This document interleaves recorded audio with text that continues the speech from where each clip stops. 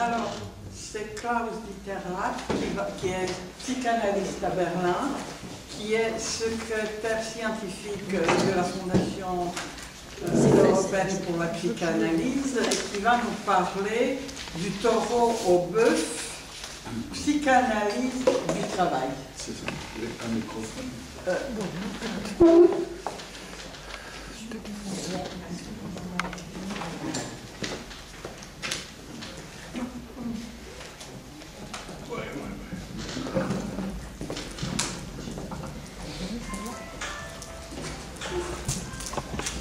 Voilà.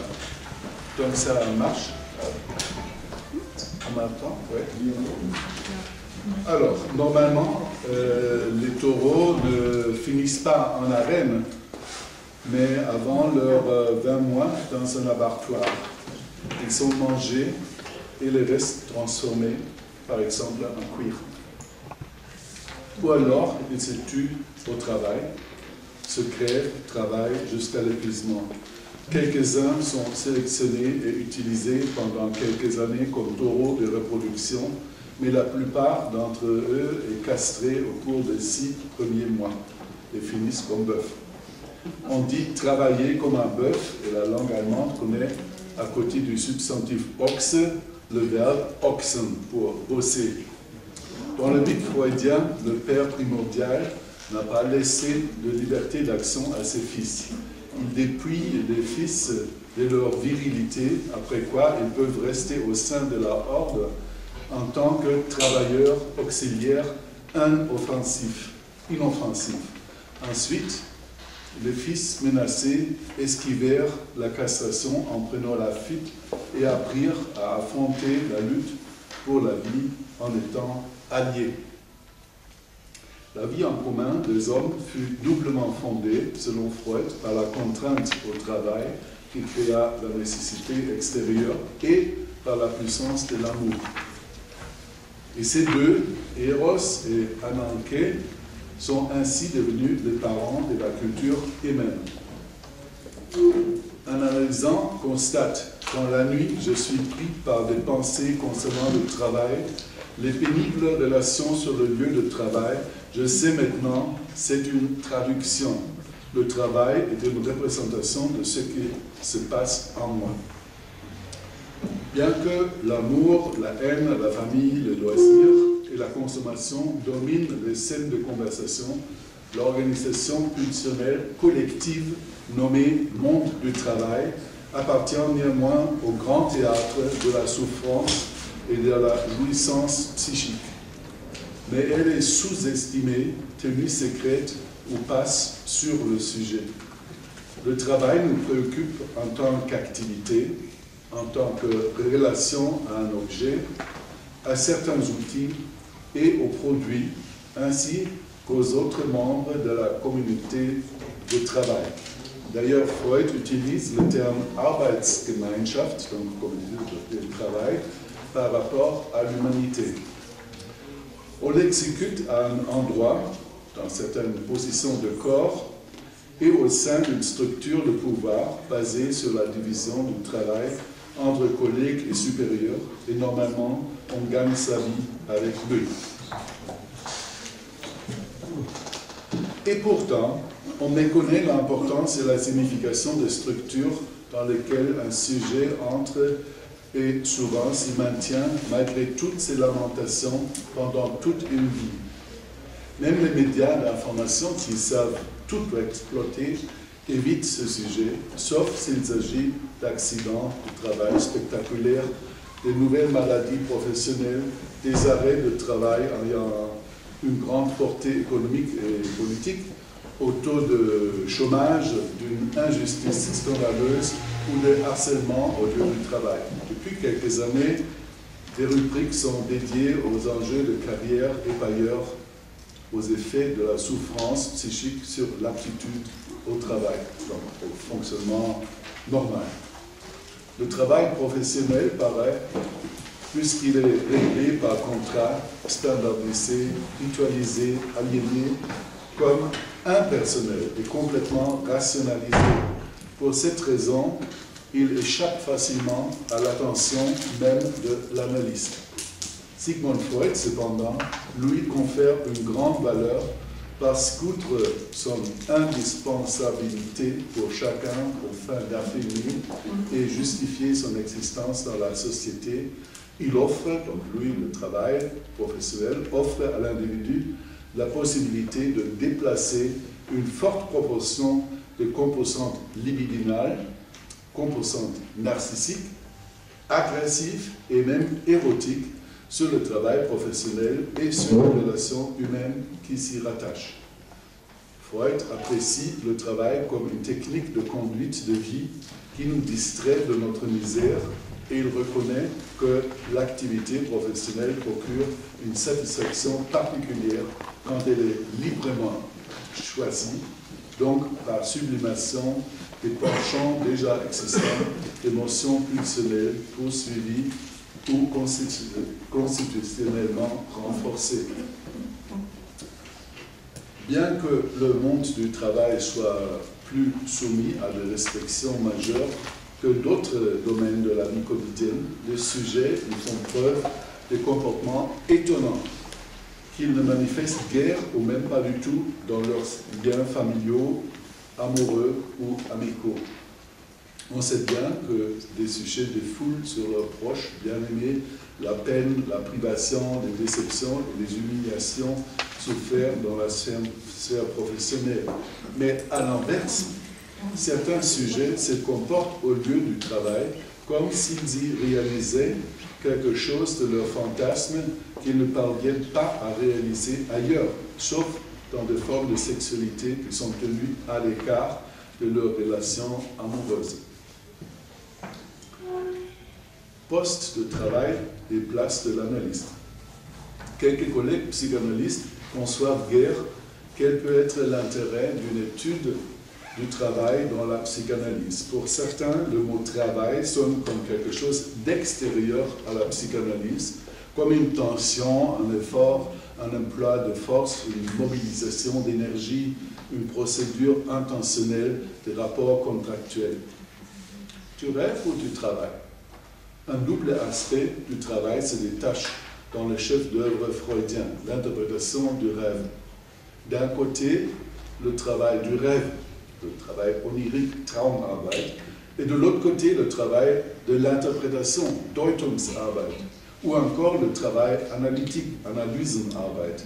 L'un s'accomplit de façon inconsciente, il condense certaines représentations et déplace l'accent psychique d'une représentation à l'autre. Freud parle de travail, de condensation et de déplacement, toujours travail. L'autre, travail de chiffres, le rêve manifeste et infère les pensées de rêve sous-jacentes. On rencontre dans l'œuvre freudienne la notion de Traumarbeit plus de 400 fois. Comme notion analogue, il introduit en 1905 la Witzarbeit, travail du trait, ou travail du mot d'esprit. Et en 1907, le travail de traduction psychanalytique, Übersetzungsarbeit. 1915, le travail du deuil, Trauerarbeit. Et jusqu'aux années 30, il reprend maintes fois la Kulturarbeit, travail de civilisation, qui est étroitement lié au travail de sublimation. En tout, il utilise environ 50 composites de travail, auquel appartient aussi le Durcharbeiten, la perlaboration. Quand Freud appelle les personnes avec lesquelles il travaille dans la cure psychanalytique, patients, malades, souffrants, ou les analyser, il les conçoit néanmoins pas comme des objets passifs à traiter. Il déclare plusieurs fois qu'une activité collaborante dans le malade serait indispensable et qu'une exploitation de rêve ne pouvait pas se produire sans la collaboration, Mitarbeit, de l'analyste avec le rêveur. La mise en marche du travail. L'analyste ne fait pas tout le travail entièrement, mais il doit y apporter la caution, la garantie, le conduire et d'abord il doit le mettre en marche. puisque toute parole n'est pas une parole analytique. Pendant les entretiens préliminaires, l'analysant est pour ainsi dire instruit, et on lui explique en quoi consiste sa tâche. Et c'est une question de style. Donc, je pense là à la manière avec laquelle l'analyste s'exprime vis-à-vis à celui qui vient le voir pour la première fois, sa façon d'être à l'écoute, d'entrer dans les détails, sa façon de freiner la tendance de la personne à remplir de sens psychologique ses propres actes et pensées et à vouloir interrompre les glissements des signifiants et en maintenant les relations fixes entre un signifiant et un signifiant. Lacan insiste sur ce point. Il parle également du patient, du malade et de l'analyser jusqu'à ce qu'il crée à la fin des années 60 le mot analysant, d'abord psychanalysant, avec T, en modifiant la notion répandue en anglais et en allemand depuis les années 20 déjà, analysant avec un D. Ce que je voulais dire, écrit Lacan, c'était que dans l'analyse, c'est la personne qui vient vraiment former une demande d'analyse qui travaille, à condition que vous ne l'ayez pas mise tout de suite sur le devant, auquel cas c'est foutu. Il est indispensable que cette demande ait vraiment prise forme avant que vous la fassiez étendre. Ainsi, l'analyste doit veiller pendant les entretiens préliminaires à ce que la personne qui cherche conseil et secours auprès de lui devienne analysante. Quelqu'un qui analyse. Encore une citation. Quand la personne donc qui a fait cette demande d'analyse, quand elle commence le travail, c'est elle qui travaille. Vous n'avez pas du tout à la considérer comme quelqu'un que vous devez pétrir. C'est tout le contraire. Qu'est-ce que vous y faites là? Cette question est tout ce que, pourquoi je m'interroge depuis que j'ai commencé, écrit Lacan. Alors, cette question-là se réfère ici en premier chef, non pas à une autorisation, mais à la particularité d'un faire. Que faisons-nous quand nous faisons psychanalyse? Donc, que faisons-nous en maniant le transfert, en gérant les résistances avec le langage et la parole, en écoutant, en nous taisant et en interprétant? Faire psychanalyse sonne comme faire de la musique, faire ethnologie, faire le ménage, faire à manger, faire l'amour. Est-ce donc que quelque chose se produit, se réalise, se maintient, se soutient, se consomme grâce à elle?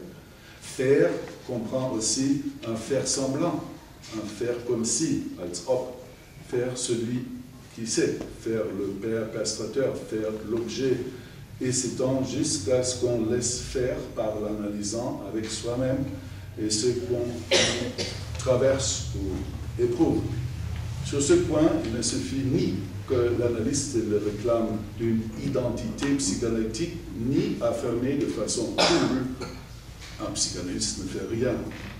Or, faire n'est pas encore travailler, puisque ça reste peu spécifique par rapport à l'objet et au processus. Que veut dire donc pour le travail psychanalytique quand nous analysons, comme tout travail doit être analysé en tant qu'activité par rapport à un objet, à certains outils ou instruments et par rapport aux autres membres de la communauté de travail, ceci en tenant compte de la condition fondamentale que l'objet de cette collaboration entre analyste et analysant est constitué par quelque chose de tierce, d'étranger, auquel ni l'un ni l'autre a accès, le désir inconscient. Mäeutik. Dans son texte zur Einleitung der Behandlung, Freud parle de la façon dont il introduit le traitement. On peut dire que c'est plus qu'un simple début du traitement, telle est la traduction française.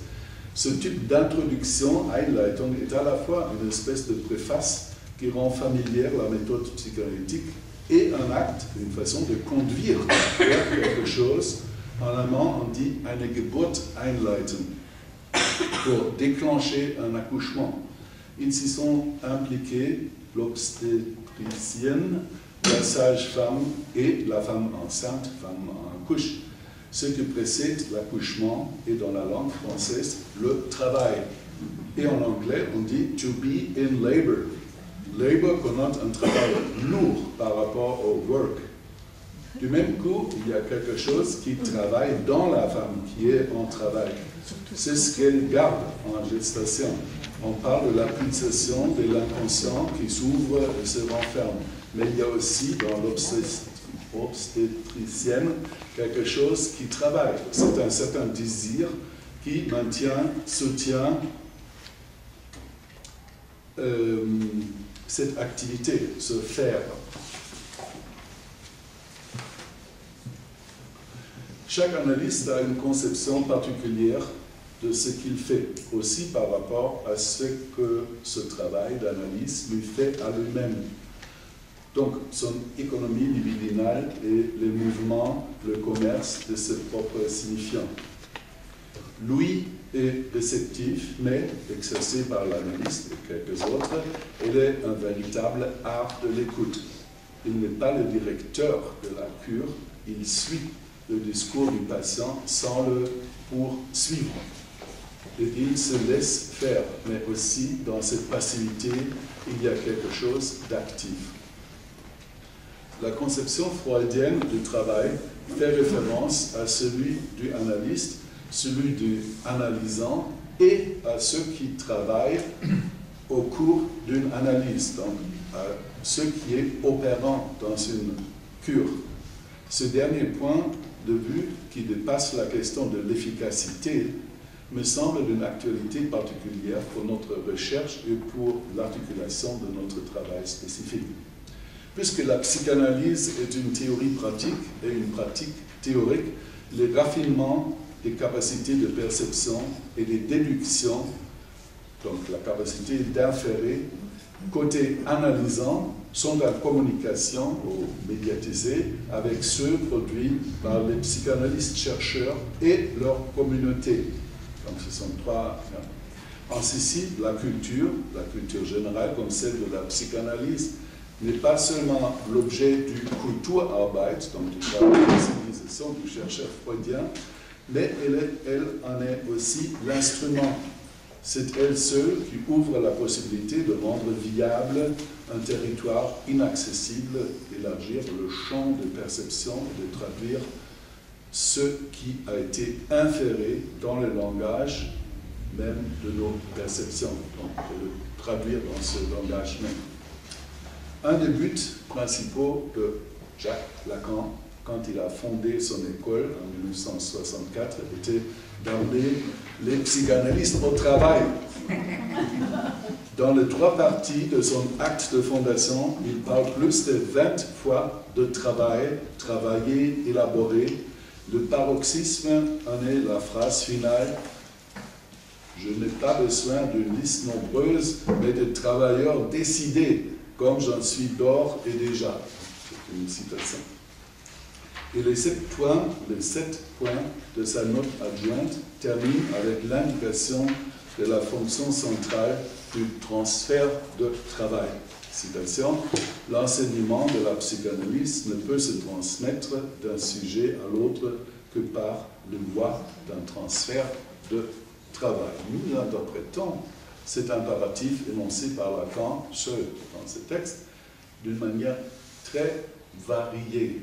Y inclut une prise de distance critique comme celle prononcée par Lucien Israël, qui voit dans cet impératif une insistance du père mythique qui a été évoqué au début de mon texte, qui veut transformer ses fils en travailleurs auxiliaires inoffensifs. Épilogue. Dans une lettre en 1912 à Karl Abraham, Freud écrit, je lis la phrase d'abord en allemand, c'est une seule phrase, et puis en français. Donc, Freud répond à Abraham, die Antwort auf Ihre Frage, wie ich es mache, neben der Praxis noch zu schreiben, lautet einfach, ich muss mich von der Psychoanalyse durch Arbeit erholen, sonst halte ich es nicht aus. donc traduction, tentative de traduction. La réponse à votre question, comment j'arrive à écrire à côté de la praxis, donc du travail au cabinet, est simple. Il faut que je me rétablisse de la psychanalyse par le travail. Autrement, je ne tiens pas le coup. Merci.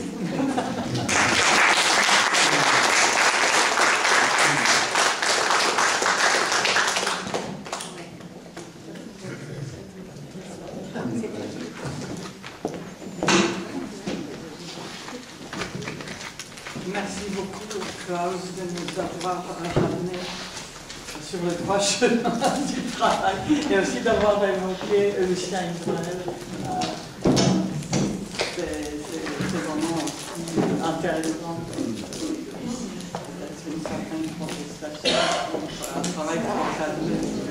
Alors, maintenant, nous allons écouter Alfonso Gomez Prieto qui va nous dire à quel savoir renvoie le regard du taureau.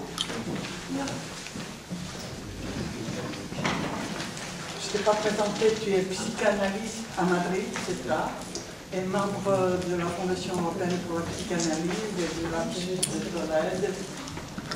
Tu as publié plusieurs choses, donc voilà, je lui passe la parole avec plaisir. Merci, Gorana. Muchas gracias, Gorana. ¿A qué saber remite la mirada del toro? Lacan hablaba de toros. Lacan, aficionado a la fiesta, rápidamente comprendí, hace ya varios años, que eran toros distintos a los que yo conocía. No era el toro español. Hablando claro, se refería a un donut que le servía para ejemplificar el anudamiento de la demanda y el deseo. De algún modo, lo consciente e inconsciente están soportados por un mundo tórico. Así pues, y desde el psicoanálisis y los toros tenemos que precisar que una cosa es lo tórico y otra lo taurino, pero de toros en España se supondría que algo sabemos. Existen muy pocos trabajos publicados sobre tauromaquia en la literatura psicoanalítica. En uno de ellos, de Winslow Hunt, en 1955, sobre la corrida de toros, puede leerse: es sorprendente que una institución tan dramática y anacrónica no haya despertado más el interés de los psicoanalistas. Y efectivamente, la escasa atención prestada por el psicoanálisis a esta espectacular manifestación cultural ha sido atribuida a la influencia del prejuicio. El psicoanalista Martin Grohan en 1954 nos dice: los aspectos horribles de la tauromaquia anulan el interés que posee la simbolización inherente a su ritual. Quizá esto explique la escasez de los intentos analíticos de la interpretación de la fiesta. En mi investigación para estas jornadas tuve la oportunidad de indagar sobre la figura de un torero sevillano, intelectual muy reconocido entre los escritores de la generación del 27, y que fue mecenas de este movimiento. Me refiero al torero Ignacio Sánchez Mejías, el cual muestra admiración por Freud y va a realizar una de las contribuciones más importantes de extensión del psicoanálisis en España.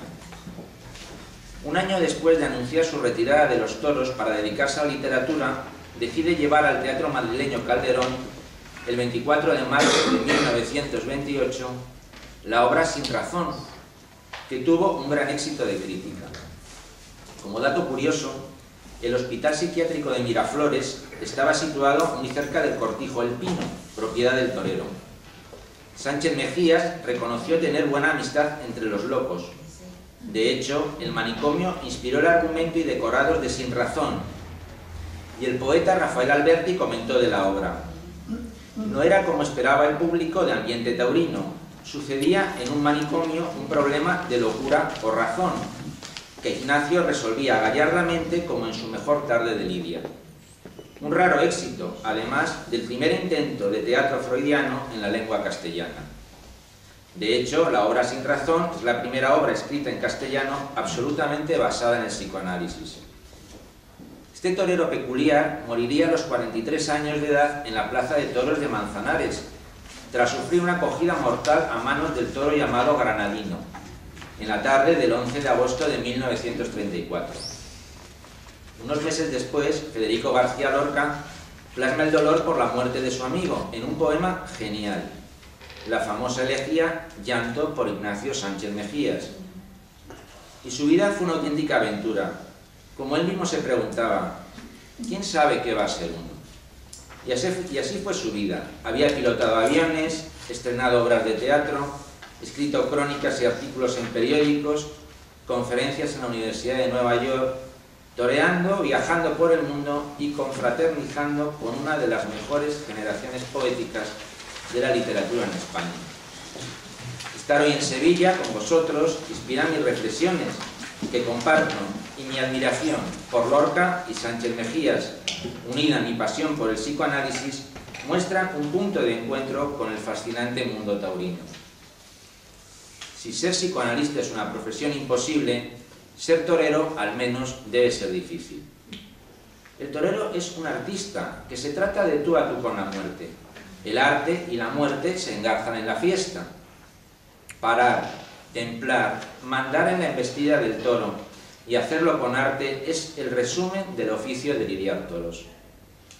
El objeto que se pretende es la mirada de un bello baile, siempre entre la vida y la muerte, y donde habría que no tener corazón para no captar la espesa sensación de muerte que lo invade todo en la plaza, donde en la taquilla se despachan muchas cosas: arte, valor, destreza, pundonor, valía, entereza, pero donde en cada entrada a la venta hay también un trozo de muerte que pagan entre todos los espectadores. Cada vez que se compra una entrada para los toros podemos meditar en el trágico hecho de que lleva una gotita de sangre.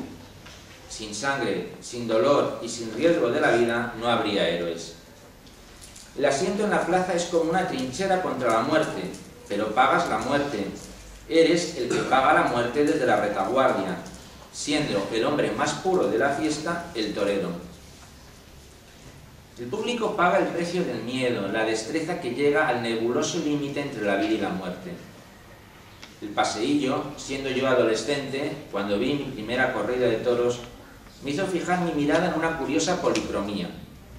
Los personajes de la lidia, acompañados por la música, andan con paso entre garboso y marcial, y la tragedia se disfraza de opereta y lo exultante y gozoso de la vida lo inunda todo.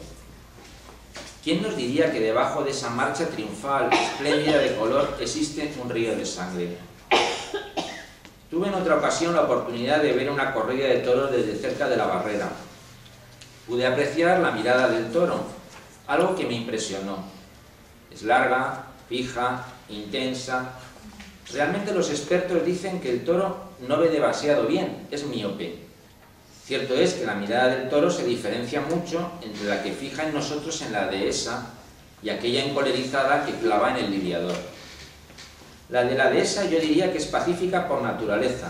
En el campo los ojos del toro tienen dulzura y tranquilidad. En la plaza, por el contrario, se encienden con la ira. Decía Lope de Vega, desprendía 1000 centellas de fuego. Un maestro del toreo como Antonio Chenel, Antoñete, decía: el toro refleja en su mirada su condición y sentimientos. Hay toros que te miran con ojos de asesino, otros tienen ojos de loco, otros parecen asustados, y los hay con mirada bondadosa, de estar predispuestos a que los torees a gusto. Y es una distinta percepción la que tienen acerca de lo que pasa en el ruedo el torero y el público.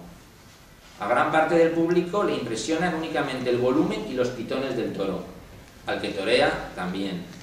Pero no es esto lo principal. Lo que verdaderamente impresiona está en la mirada del toro. Dicen muchos maestros, no se torean los pitones, se torea la mirada.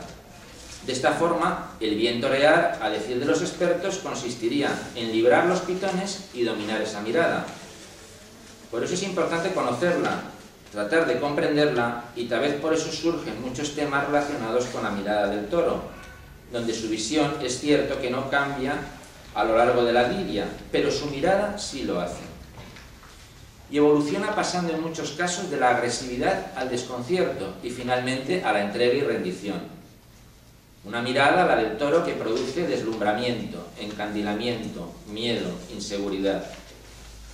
Desde el psicoanálisis sabemos que la mirada se instituye en esas fallas en la visión que llamamos fascinación.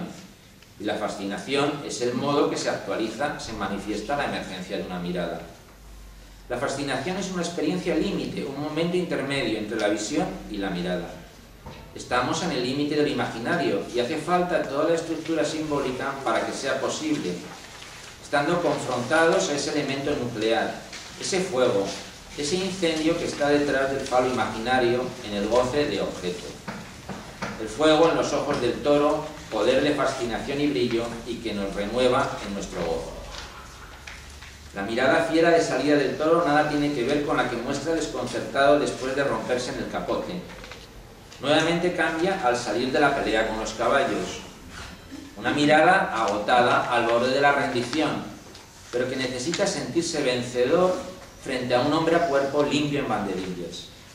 En la muleta, la mirada del toro se apaga a medida que se siente incapaz de coger los engaños y se aviva cuando esta posibilidad se hace presente por la acogida en las dudas del torero. Y es otra la mirada del toro cuando se raja y huye, o la del que entregado se rinde esperando la muerte en la estocada.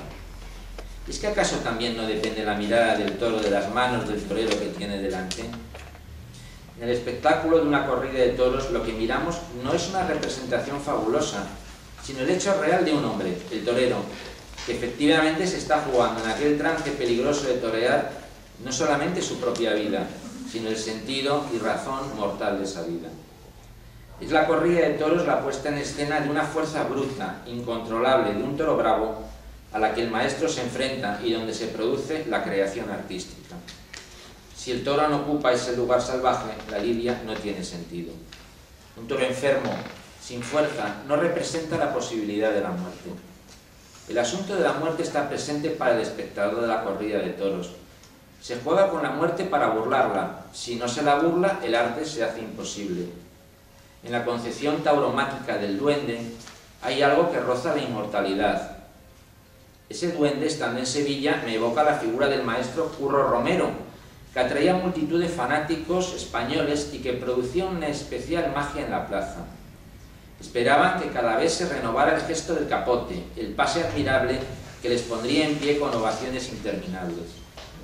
¿Y en qué consistía el momento más artístico de Curro Romero? En coagular el momento de la muerte. Nos enfrenta con la muerte, eso es el duende. La suspensión del tiempo no solo se consigue con el capote de Curro. Detener el tiempo es detener el momento de la muerte, mirar a la muerte a los ojos. Matar al toro es matar a la muerte misma, es matar al destino cada tarde en la plaza. El torero juega con la muerte para vencerla o perecer.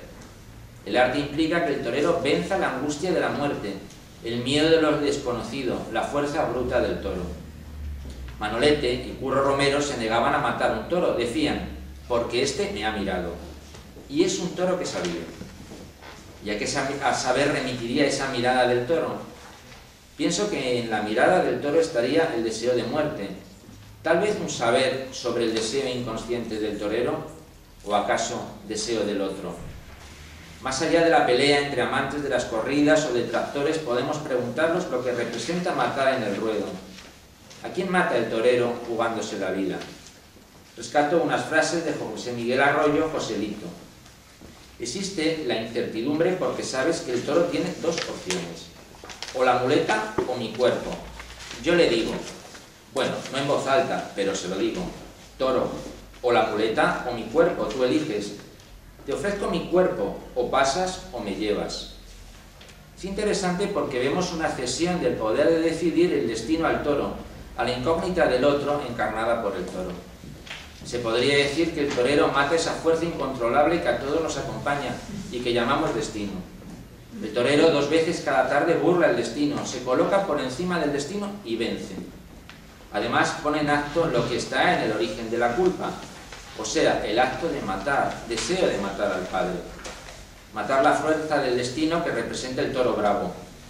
Curiosamente, deseo de inmortalidad sobre el que siempre tropezamos, o deseo de omnipotencia, con los cuales estamos familiarizados los psicoanalistas en nuestra clínica.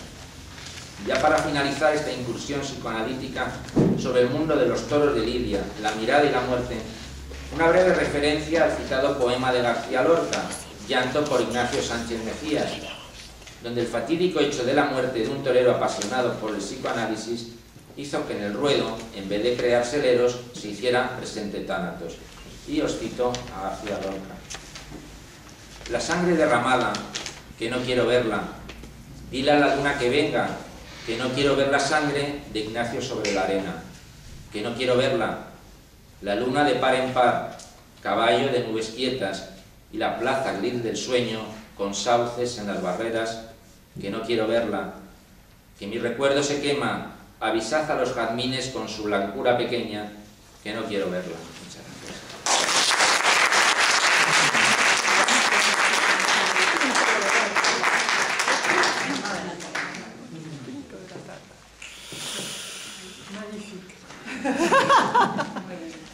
Écoutez, on n'a jamais cité autant de vers, c'est qu'on n'était pas jamais aussi près de la poésie que dans ces 2-3 journées ici. Et je te remercie énormément, avec émotion, de nous avoir fait venir ces 2 amis, García Lorca. C'est des amis, n'est-ce pas? Des amis, nos amis là, dans ce colloque, et de nous avoir parlé de ce regard de taureau et de ce maître aussi du père, même lorsqu'il est bon, qu'il faut quand même être évident. Merci beaucoup. Alors je vais passer la parole maintenant à Claude Lecoq, c'est ça, qui va nous parler de l'imaginaire du sexe. Claude Lecoq est psychanalyste à Paris, elle est membre de la Fondation européenne pour la psychanalyse et de l'école lacanienne de la psychanalyse. Voilà, c'est à toi.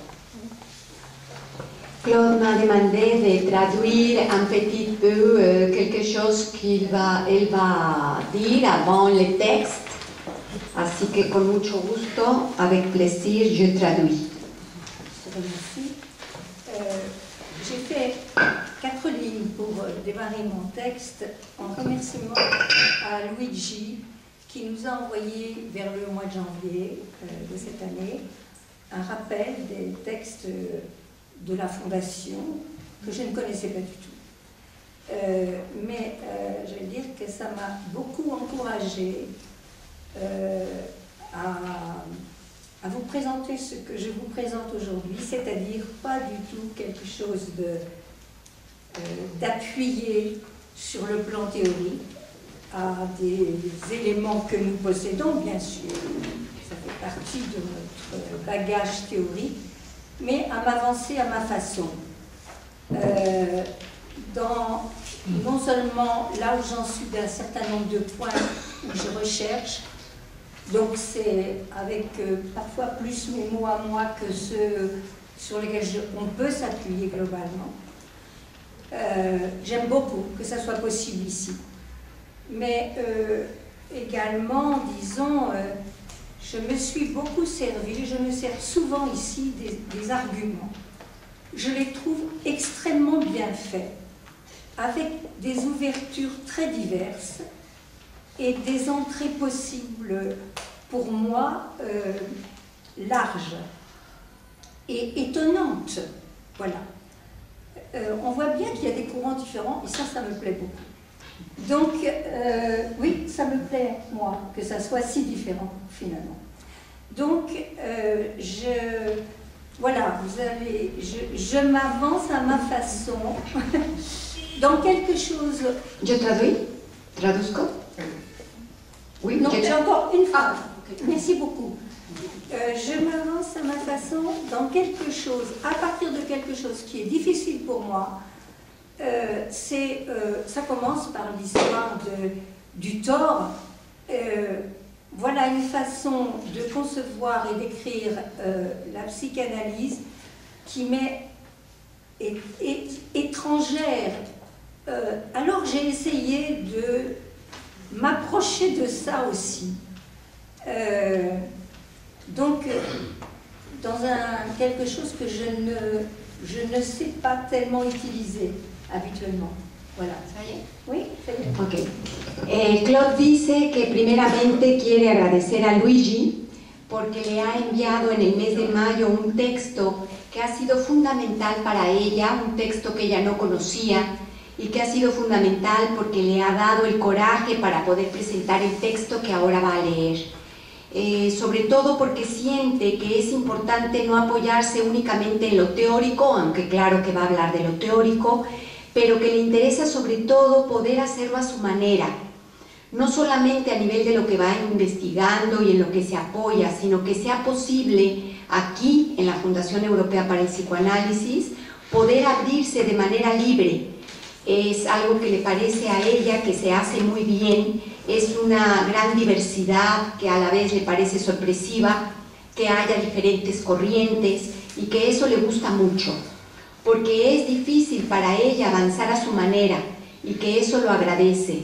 Va a hablar de una historia de Toro, tal como lo concibe, y también del psicoanálisis como algo extranjero, pero a lo que también ella quiere acercarse también a eso. Muchas gracias y va a iniciar su texto. L'effervescence des propositions qui soutiennent l'argument du colloque peut faire penser à ce qui se rencontre souvent dans la vie courante quand il s'agit de prendre la dimension d'un objet. Par exemple, quand on mesure cet objet selon diverses directions dans l'espace. C'est pourquoi écrire de la psychanalyse pendant un déménagement y confronte doublement. On était dans le déménagement quand j'ai écrit. Bien que nous soyons prévenus de ne pas dépasser 2000 mots à l'exposé, la psychanalyse dans sa dimension, quand on tente d'écrire, n'est pas comme installer un objet solide qu'on puisse mesurer à son encombrement, ni le psychanalyste non plus. Pour avancer, car il s'agit semble-t-il déjà de topologie, je prendrai appui sur une définition des physiciens qui nomment degré de liberté dans des directions possibles les mouvements qui sont indépendants des mesures. Une sorte de démesure n'est donc pas interdite, mais nous le savons, elle a son prix de solitude. De ce fait, j'écrirai comme cela pourra venir, ce qui n'est pas donné. Selon moi, l'efficience de la psychanalyse tiendrait, entre autres, d'une action soutenue, de fragilité, sans pour autant se détourner de sa visée. C'est-à-dire, pas de surcharge en séance, ni dans la théorisation, ni chez l'analyste. Tout ce qui est en cause visant à s'y désépaissir, ce tout visant à garantir le maintien possible d'un surgissement de l'inconscient. Le pari doit, en fait, tenir compte d'une note topologique que nous a laissée Freud. La psyché est étendue, n'en sait rien. Ce flottement n'est pas sans nous rappeler son conseil d'écoute flottante du psychanalyste en séance, en présence des corps et des paroles du patient. Ça fait beaucoup d'évanescence. Et pourtant, nous ne manquons pas de théorie pour serrer les déplacements des approches de notre objet analytique, pour tenter d'organiser des définitions de plus en plus sophistiquées. Nous savons que l'organe ne fait pas la chose. Parfois, il fait juste son signe. Si nos théorisations n'ont pas eu pour objet d'aider à la lecture de la clinique même, elles n'ont pas pour but d'aider à la lecture de la clinique même, c'est tout le contraire. Elles incitent à faire le point, à tenter de faire le point, un point. La lisibilité, c'est un par un, en fonction de l'analyse de l'analyste. Or, nous pourrions parler aujourd'hui d'une crise de lisibilité, et pas qu'en psychanalyse. La topologie, dans tous les domaines, a toujours consisté à construire des traits invariants en cours de transformation continue. Ainsi, le tort, dont on parle dans l'argument, il y a une petite note là-dessus, qui glisse à taureau. Il ne s'agit pas du même mot quant au sens, ni de la même langue, mais les analyses sont ainsi faites qu'ils ne se gênent pas facilement au regard de la normalité du sens. Et ce « o » peut aussi renvoyer au traitement de la lettre en psychanalyse, qui n'est pas de la linguistique. Et c'est ainsi une façon de jouer d'un bord provisoire dans l'étendue dont parlait Freud. Sans doute que la résistance d'un bon nombre d'analystes contre la complétude d'un savoir définitivement attesté a pour but que la psychanalyse existe encore. C'est ce qui a toujours énervé les recherches, même dans le malentendu inévitable, et qui justement donc produit de l'énervement. C'est comme une logique qui se ferait de façon pulsative. La psyché est étendue, n'en sait rien, selon Freud, a sans doute produit une excitation indéfinissable quant à son origine, qui pousse à la chercher sans pouvoir l'apaiser.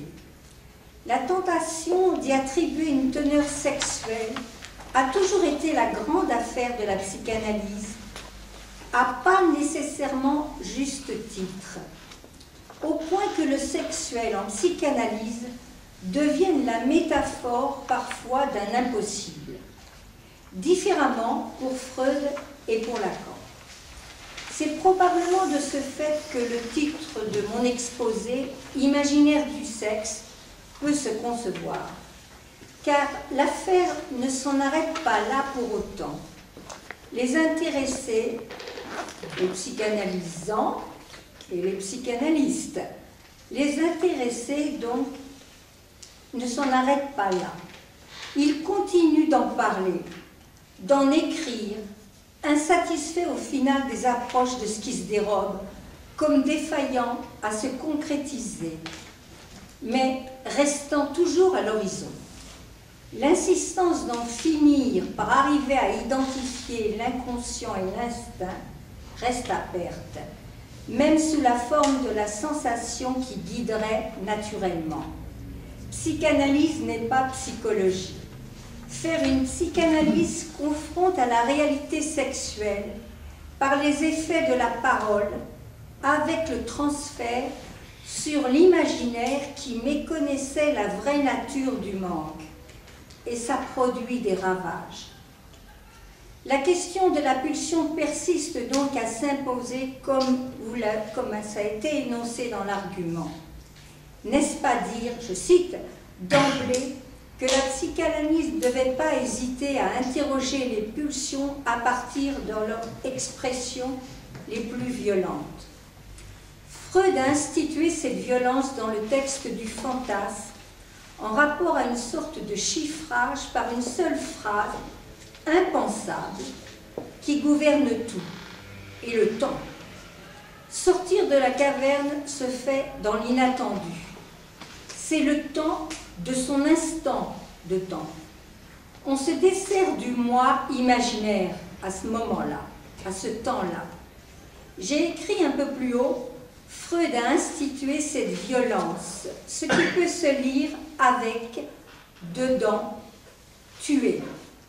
Ce qui nous rapproche du taureau de la corrida, vu sous l'angle d'un mouvement, le temps du passage de l'animé à l'inanimé. C'est vécu collectivement, avec des rites, des représentations, la mort étant regardée. L'ensemble de la foule n'est que provisoire, comme si le trou bouillonnant, d'impossible à savoir, la mort, s'apprivoiserait, et ça se paye sur la bête qui meurt ici réellement. Nous reste un corps cadavérisé. Les mythes disent que la chose n'est pas quitte avec l'animal. Il faut recommencer, il faut y revenir. Mais c'est toujours une métaphore pour corporiser ce que, par exemple, le poète peut inventer avec le mot impossible. Encore faut-il le dire, pour qu'il y ait une consistance provisoire dans l'étendue de la psyché, où ça pulse, sans en savoir la cause. Ça pulse dans la psyché. Car arrive alors la question de la pulsion, la nécessité de penser. Qu'est-ce qui fait corps si on n'est pas naïf de naturalité et qu'on ne le suspende pas qu'au sexuel? Suivre un fil pour nous y conduire, c'est ce qui nous est proposé dans l'argument. Et même plusieurs fils. Cela peut étoffer, matérialiser pour un temps l'étendue, ce qui peut toujours compter pour qu'un sujet compose avec ses propres trouées. L'importance tient à ce qu'il résiste à la dispersion en préservant des trous qu'il limite à des circuits imposés par le singulier agencement de son espace, sa vie, avec sa stéréotypie, au mieux une névrose. Il est commun d'entendre que bien des sujets s'organisent des années autour des joints dont ils ne peuvent penser se passer. Les drogues sont diverses réellement et aussi dans la singularité des tissages maintenus, des traversées possibles des humains. À ce propos, concernant le faire avec des failles, je parlerai rapidement d'un film qu'il m'est arrivé d'évoquer tant il reste parlant pour moi. Il s'agissait d'un documentaire. On y voyait l'intensité de la vie d'un berger que les autres, pratiquement tous les autres, embarrassaient excessivement. Son métier le conduisait, pendant la moitié des années en haute montagne, à enclore des troupeaux. Il vivait seul alors, ayant choisi le plus grand dénuement, visant activement un évidement, pour apurer, distinguer ses propres trouées du grouillement des parlants des vallées. Quand il redescendait, il devenait très malade. Sa hâte l'amenait le plus souvent possible à courir intensément sur les crêtes, en sachant les béances mortelles possibles. Il disait sa nécessité répétitive, fuir les autres, s'élever, vouloir se détacher. À chaque nouvelle enjambée, il réalisait un espace pour lui. Chaque foulée, enfilant le plus vite possible dangereusement autour des mêmes trous, visait à parfaire l'exclusion du discours des autres et dessinait musculairement son propre parcours au-dessus des trous. Et en même temps, par son progrès, sa connaissance du terrain, il s'en fit une sorte de jeu, apprivoisa plus finement l'incoercible jouissance, il en prit une certaine mesure. Au point donc pour cet homme de s'assujettir à l'invention de ce film documentaire où il a fallu qu'il témoigne de ses performances à d'autres, en parler. Le berger a alors pu qualifier son manque à la fin du film, ce qui depuis l'enfance lui avait fait parcourir tant de chemins solitairement, risquant sa peau, sans compréhension de ce qui le prenait. Il nomma son angoisse de vie. Il dit le mot angoisse, probablement pour une des premières fois de sa vie. Il reconnut le corps de ses pensées métaphorisées par sa transhumance. Notre métier d'analyste, qui nous attelle à tenter d'éclaircir l'énigme de ses effets, nous interroge. Comment un étranglement s'est-il défait dans une cure, dénoué? Si cela s'est produit, comment tient-il? Et sans nécessité répétitive. Les analystes savent qu'il ne s'agit pas de privilégier par l'interprétation la primauté d'une dimension symbolique dans une cure, sinon le symptôme, en s'accentuant, se pérennise. Les coupures opèrent autrement, comme des zones de contact inventées, permettant certaines consistances inédites, d'autres ordres que de la pensée. Il semble que l'approche topologique en psychanalyse ait tenté de s'y appliquer, il me semble, sans négligence, même si on y perd le fil qui oblige à un certain forçage, celui de supporter de ne pas trop comprendre. C'est du genre du tableau de Magritte qui est intitulé « Ceci n'est pas une pipe », alors qu'il a peint une pipe. Merci.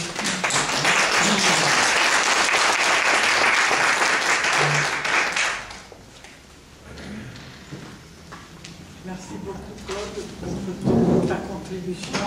Et encore une fois,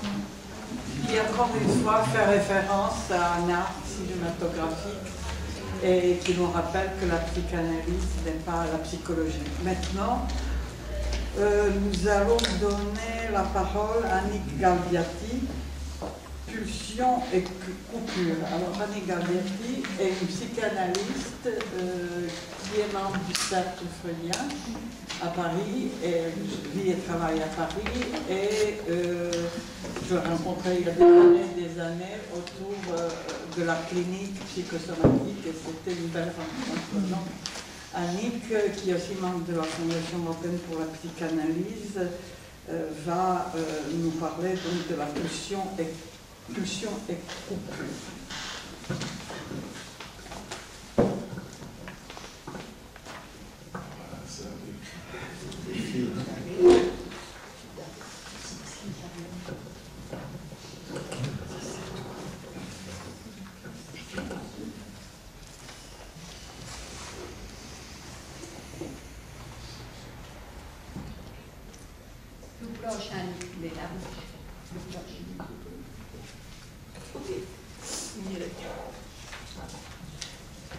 Alors, après le sacré à Saint-Jacques-de-Compostelle, Séville et la tradition de la corrida nous accueillent aujourd'hui, ce week-end.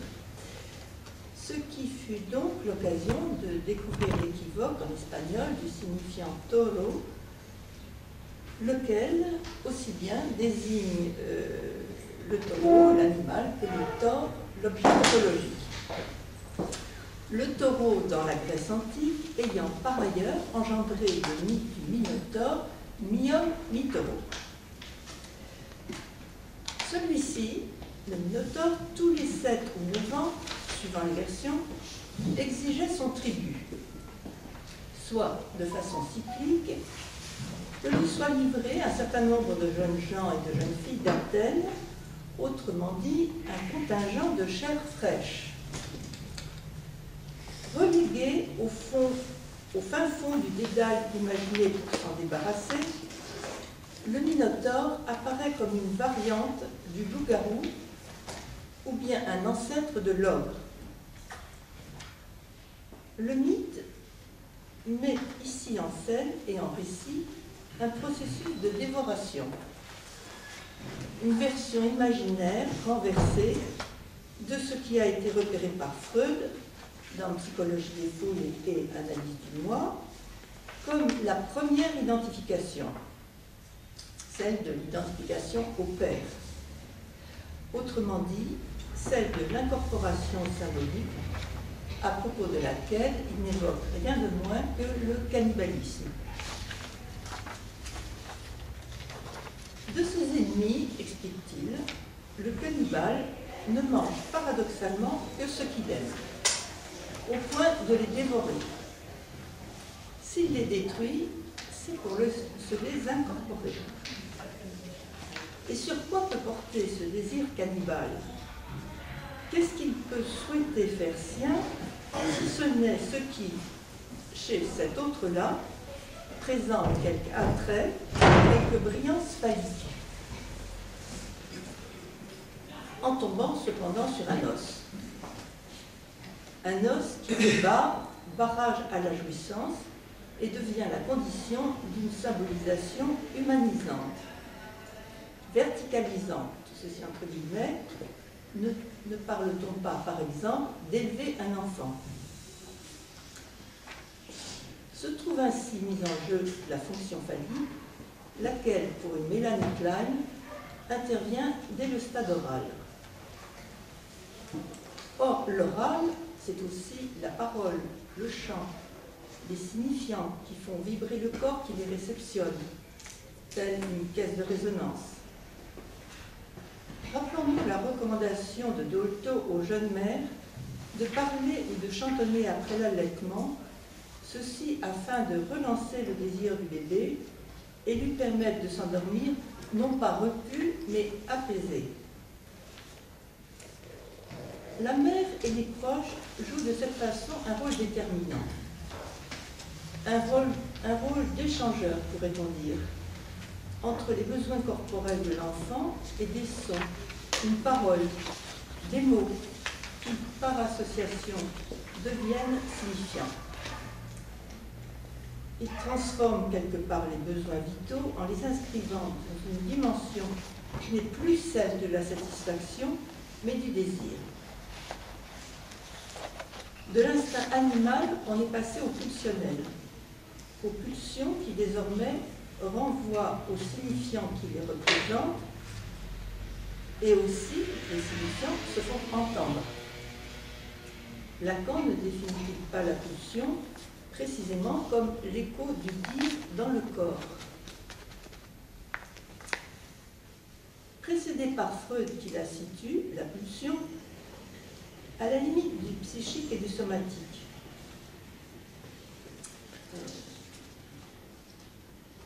Entre le sujet, qui la situe entre le somatique et le psychique, à la limite, entre le sujet et l'autre, entre le réel, le symbolique et l'imaginaire. De ces vicissitudes dépend, pourrait-on dire, ses destins. Pour Lacan, le schéma est le suivant. La pulsion tourne autour de l'objet désiré manquant, lequel manque au terme de ce circuit ne disparaît pas, mais se trouve chaque fois au bout du compte renouvelé, ce qui a pour effet de la relancer.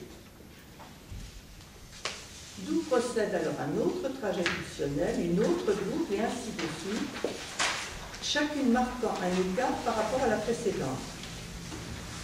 On voit ainsi se profiler la figure topologique du tort, autour duquel s'enroulent en quelque sorte, de façon répétitive, les boucles de la demande. Mais, comme la clinique en témoigne, le parcours de la pulsion est semé d'embûches et il ne parvient pas toujours à s'accomplir. Quelle est donc la condition sine qua non pour qu'un manque réel trouve à se symboliser et que puisse s'effectuer ce saut, ce franchissement, ce passage au symbolique ouvrant la voie à la pulsion? Avec la métaphore paternelle et le phallus qui le présente comme étant le ressort, Lacan a apporté une réponse. Ici, en effet, intervient la fonction décisive de ce symbole en tant que passeur, si l'on peut dire, une fonction dont l'efficace entraîne le déplacement, le transfert du manque dans le symbolique, en l'inscrivant ainsi dans une dimension métaphorique. À défaut, et si l'objet de la demande reste trop pris dans la jouissance, le trajet de la pulsion se ressent. Il ne parvient pas à se boucler et à l'extrême, dans une sorte de court-circuit, risque de filer tout droit vers la mort. On pourrait dire que là se situe le vide de la fonction d'une analyse, en donnant au sujet les moyens de se saisir d'une jouissance dans laquelle il se trouve pris sans en être séparé. En faisant intervenir ce que l'on appelle la castration symbolique, la psychanalyse se situe du côté de la vie. Elle conduit en effet le sujet à se dégager des voies obstruées par la jouissance pulsionnelle pour retrouver celle de son désir. Les interprétations qui font coupure dans cette jouissance, dites coupure interprétative, y créent du jeu, un jeu équivoque. La notion de coupure nous introduira ici à l'intérêt porté par Lacan à la topologie. Partie du tort qui l'identifie à la structure du corps, du tort qui entraîne les tours et les tours de la demande, il en est arrivé au plan projectif du cross-cap, ceci afin de rendre compte, et c'est un pas supplémentaire, de la séparation du sujet d'avec l'objet. Ce qui l'a amené, à partir de ces méthodes encore, et avec le nuage borroméen, à resituer la question de cet objet A par rapport aux trois registres qu'il avait distingués dès 1953, celui du réel, du symbolique et de l'imaginaire. Si la topologie, tel un fil d'Ariane, a accompagné Lacan dans ses recherches et son enseignement, rappelons qu'il tenait à écarter l'idée qu'il se serait agi là d'une sorte d'illustration de ce qu'il avançait. Il ne manquait pas de souligner, en revanche, l'intérêt de la topologie à des fins de repérage de la structure, de ce qu'il appelait le par-lettre. Pendant des décennies, et sans parler du grave du désir et des matins de la sexuation, Lacan a ainsi extrait de la chair de la clinique, pour reprendre l'argument du colloque, ses élaborations et formalisations. Cette évolution de son enseignement de la topologie, c'est-à-dire à la fois vers l'abstraction et une dimension très concrète des ronds de ficelle, mettant en jeu un certain savoir-faire, témoigne sans doute du souci de se rapprocher de la science. Mais elle peut aussi être considérée comme un exercice pour les analystes, un exercice qui entraîne une certaine chute de l'imaginaire et ainsi favorise l'accès à des questions de structure. N'y avait-il pas là pour Lacan, par ailleurs à la fin de sa vie, et avec cette question des nœuds, des différents modes de nouage et de leurs énigmes, une ultime manière de soutenir son désir d'analyse. À charge pour les générations suivantes, et comme il y encourageait, de continuer à réinventer la psychanalyse, à l'actualiser. C'est en effet dans le jeu entre la clinique et la façon dont chaque analyste est amené à la penser ou à la repenser que l'avertissement de Lacan à Rome dès 1975 peut résonner. Psychanalyste pas mort, l'être suit. Et il ajoutait quand même méfiez-vous. L'enseignement de Lacan, à la suite de Freud, s'inscrit dans une époque qui aspirait à un idéal de scientificité. Mais Lacan n'a pas vécu la mutation que nous connaissons, même s'il la pressentait et à certains égards l'annonçait. Mutation dont certains aspects attirent particulièrement notre attention, telle ici et maintenant la corrida. Celle-ci se présente comme un rite qui, depuis la nuit des temps, renouvelle le combat et la victoire de l'homme sur le taureau, animal non castré. C'est seulement sa mort effective, et encore pas toujours si l'animal tarde à mourir, qui permet l'attribution à l'homme, tel des trophées, de certaines parties du taureau. Une oreille, 2 oreilles, le maximum étant 2 oreilles et la queue. La corrida évoque ainsi un rite de passage, tel le parricide par quoi les fils accèdent à la place du père. Les défenseurs de la cause animale s'opposent à cette mise à mort ritualisée qui conduit à l'appropriation d'attributs phalliques. Mais pour certains, cela va plus loin, puisqu'ils combattent l'appropriation par l'homme de tout ce qui a trait à l'animal, comme il en a été question plus tôt cet après-midi avec Roland chez Maman. Donc, de tout ce qui a trait à l'animal, non seulement sa chair, mais tout ce qu'il produit. Ses œufs, son miel, sa laine, sa peau. L'animal devient tabou, interdit, sacré. Ce courant illégal, qui a désormais ses réseaux, ses boutiques et jusque ses rayons dans les supermarchés, représente ce qu'on appelle un fait de société. Faut-il voir dans ce refus radical d'attenter à l'animal et aussi de s'en servir un déplacement de l'aura autrefois dévolu au père, un déplacement de la vénération dont celui-ci pouvait être l'objet sur les animaux, soit d'autres vivants, mais non parlants, et donc à une place échappant à la castration symbolique. Cet interdit portant sur l'animal vient-il en lieu et place d'un défaut de coupure, un défaut de coupure symbolique, source d'angoisse? Mais ne faut-il pas voir là aussi l'émergence d'une réaction au tout phallique et à la modernité, une manière symptomatique de préserver et en même temps de se défendre de quelque chose du côté de l'animalité, dans une société qui nous entraîne toujours plus loin dans le sens du progrès scientifique et technologique. La question, semble-t-il, n'est pas simple. Ceci à un moment où le mythe du Minotaure continue à nous parler, mais où déjà se profile pour certains, tels les tenants du transhumanisme, la possibilité de réaliser un rêve, pour d'autres un cauchemar, où ce n'est plus la question de la fusion, de l'hybridation de l'homme et de l'animal qui est en jeu, mais bien plutôt celle de l'homme avec la machine. Comme quoi, à la place de l'origine, l'énigme ne manque pas de se transformer et de se renouveler.